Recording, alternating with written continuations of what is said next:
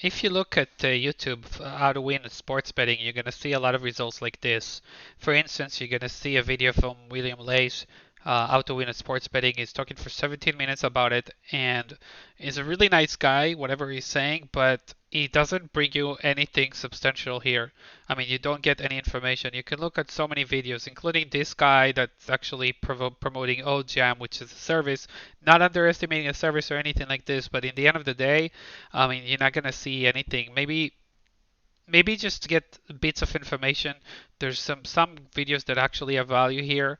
Um, for instance, there's a guy named Con Berry, so he has something here as well. You're gonna see some videos maybe about gambling addiction as well. Spencer Cornelia, which has really interesting videos, by the way, but just not gonna give you anything here. Con Berry, it has some good explanation about many things here, but in the end of the day, um, this is not what's gonna help you with really. I mean, you're looking for substantial information, so let's just get down to it instead of wasting time. If you Google a search, for instance, cover NFL scores, the first result you're gonna see is the NFL scores and matchup. And just gonna give you an example here. So let's just go to stake.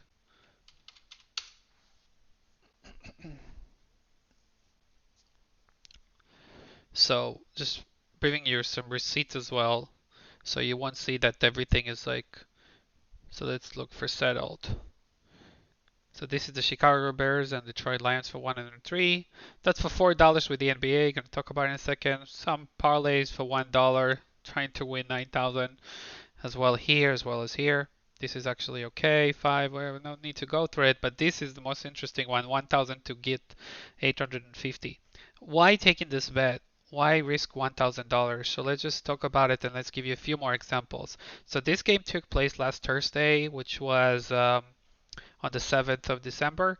Um, so basically, the line was 30.5, and they scored 31 points already by halftime. So the line was crossed already. They crossed the line already before even finishing the game, just at halftime. Now, it scored a lot, massively, but the line is indicating it's going to be a low scoring line, right? So you already had high scoring half, like the first half. So the most smartest thing to do in this case is a lot of people would think, oh, they're going to carry on scoring. All they need to do is their halftime was 16.5, 47.5 for the full game. So all they need to do is score two touchdowns and one field goal. They're going to easily do it.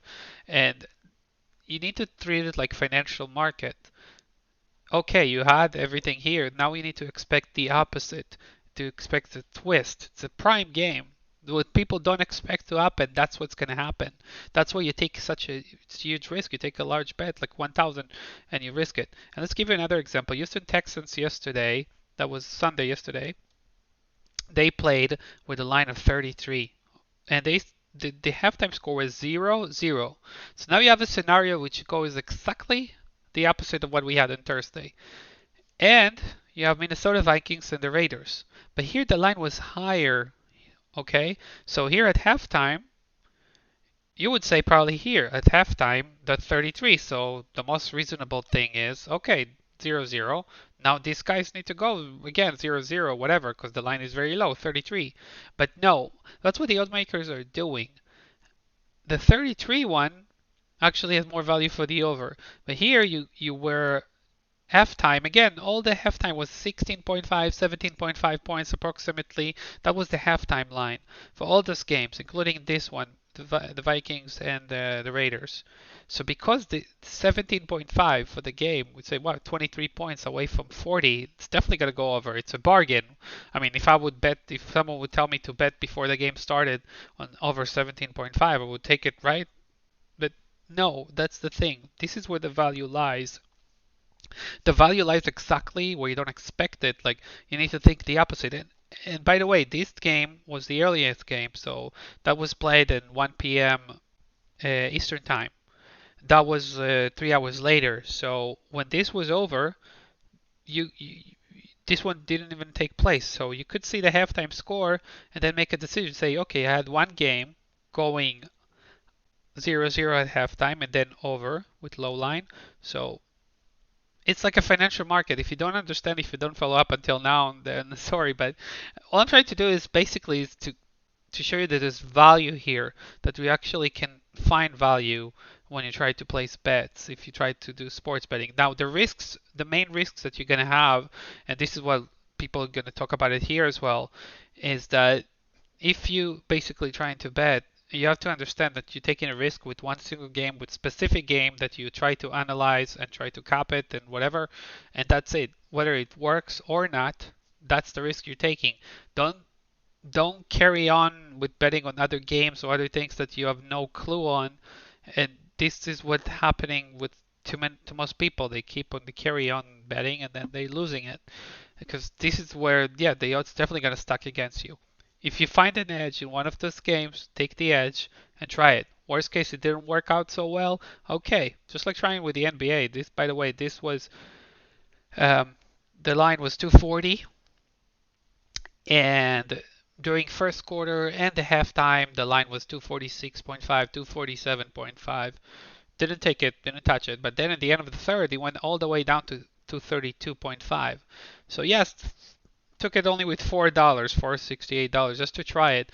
It ended up with 232 points. That could happen and it could be losses, unfortunately. You can't always 100% predict it, but if you have the edge and you're trying to work based on this way, you might have a better chance of winning something than just going blindly or something. But whatever William says here in this video, um, just you need models and whatever that is. It's not 100% true. You don't need models. You don't need to computerize everything. In fact, when you go like this on something like this, you don't even need to look at injuries, at weather, or anything. If if the NFL, whatever, if these guys want to score, they would score. Like if they want to score like here, 36 points in one half, even though the line was so low, they would do it. I mean, they have flags, they have refs, they have whatever they need to do. It doesn't matter the weather, the injuries, whatever. That's not the issue. The issue is just to treat it as financial markets. If 90% of the people think like this way, or the game is making you feel like, okay, this is definitely going to go under, it's a low line, and they score 0-0, take the opposite, and then this is how you can profit. This is how like you find a good value. It's probably best to do it at live betting, and if you do it, only do it like at halftime or wherever there's a stop. If there's a touchdown, there's 2 or 3 minute break, then that's the time to get in. Not when they're actually moving, because then the odds are going to be very low, can be even less than 1.85, 1.7, even less than that, that's going to actually screw you in terms of the value that you're getting out of it.